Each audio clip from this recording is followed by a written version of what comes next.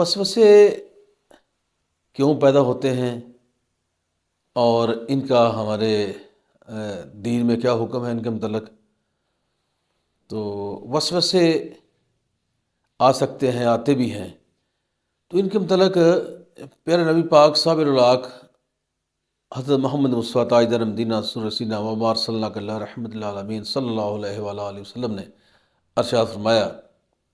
سیدنا ابو ہریرہ رضی اللہ تعالیٰ عنہ اس حدیث کے راوی ہیں، آپ نے فرمایا کہ وسوسے جو میری امت کے لوگوں کو آتے ہیں، اللہ تعالیٰ نے ان وسوسوں کو معاف فرما دیا ہے، اور وہ وسوسے جو اس کو آئیں وہ نہ وہ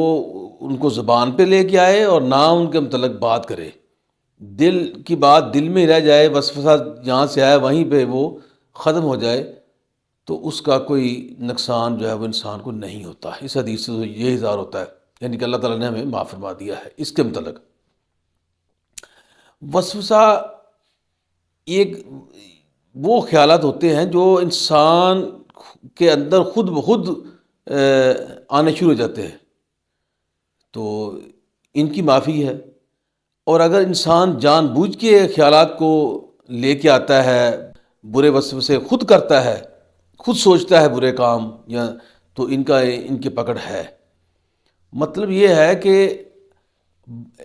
اگر وسوسے آپ کو آ جائیں تو ان کے متعلق آپ کو وہ وہیں پہ ان کو چھوڑ دیں، ان کے یعنی کہ موقف عمل نہ کریں،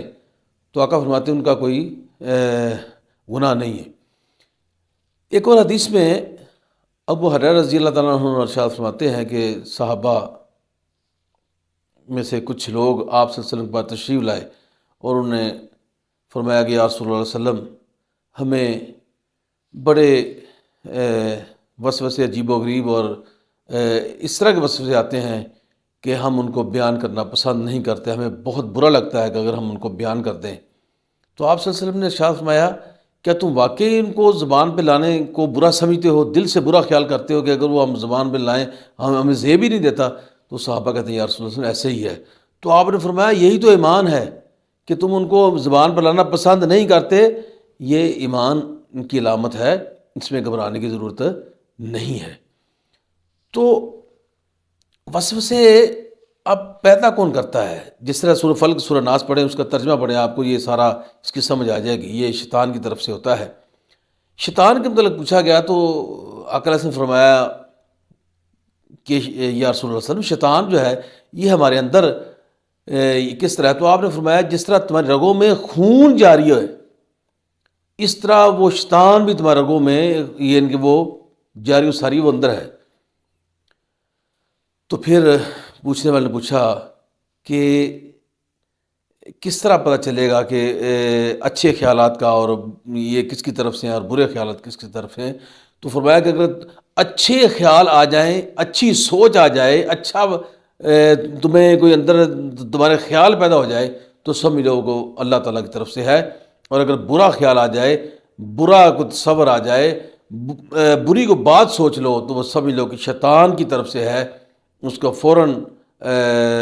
شیطان کو دور بھگانے کے لیے اس سے پناہ مانگو، اعوذ باللہ من الشیطان الرجیم پڑھو یا لا حول ولا قوت الا باللہ کا ورد کرو، تو شیطان جو ہے وہ ختم ہو جاتا ہے۔ آپ صلی اللہ علیہ وسلم نے مزید اس کی وسوسوں کے متعلق کہ دل میں انسان کے ایک فرشتہ بھی رہتا ہے اور ایک طرف شیطان بھی ہے، اور جب انسان اللہ تعالیٰ کے ذکر میں مصروف رہتا ہے تو وہ شیطان دور ہٹ کے بیٹھ جاتا ہے اور کوئی وسوسہ کوئی خیال پیدا نہیں ہوتا۔ اور جب انسان جو ہی ذکر اللہ سے غافل ہوتا ہے تو آقا فرماتے ہیں کہ شیطان اس کے دل پر اپنی چونچ مسلط کر دیتا ہے، اور جب وہ چونچ مسلط کرتا ہے تو اس سے برے خیالات، برے آئیڈیاز، برے تصورات، برے وسوسے پیدا ہونے شروع ہو جاتے ہیں۔ اور پھر جو ہی جب وہ اعوذ باللہ پڑھتا ہے اور شیطان سے پناہ مانگتا ہے اور دوبارہ ذکر اللہ میں مصروف رہتا ہے تو وہ شیطان دور ہو جاتا ہے، رد ہو کے بیٹھ جاتا ہے۔ تو اس لیے بزرگان دین کا معمول رہا ہے کہ وہ ذکر سے غافل نہیں ہوتے تھے۔ سلطان باہو رحمۃ اللہ علیہ نے بھی اپنے تعلیمات میں فرمایا، 100 دم غافل سودم کافر سن مرشد پڑھایا ہو، یعنی کہ ایک لمحہ جو اللہ کی یاد کے بغیر گزر گیا وہ تمہارا لمحہ ضائع ہو گیا، کفر ہو گیا لمحہ وہ جو رب میرے غفور الرحیم کی یاد کے بغیر لمحہ گزر گیا وہ ضائع ہو گیا۔ اپنے لمحات کو، اپنی سانسوں کو ایسے نہ جانے دو، وسوسے ختم ہو جائیں گے جب تم ذکر الہی کرو گے، اور جب تم سورہ فلق سورہ ناس کی تلاوت بھی کرتے رہو گے اور ساتھ ذکر اللہ میں مصروف رہو گے تو یہ انشاءاللہ تعالیٰ وسوسے بھی ختم ہو جائیں گے۔ تو وسوسے جو اپنے آپ آ جائیں ان کا کچھ بھی نہیں ہے، جو انسان جان بوجھ کے خیالات لے کے آئے ان کی پکڑ ہے۔ اللہ تعالیٰ ہمیں بچائے، اور اس کا بہترین حل جو ہے وہ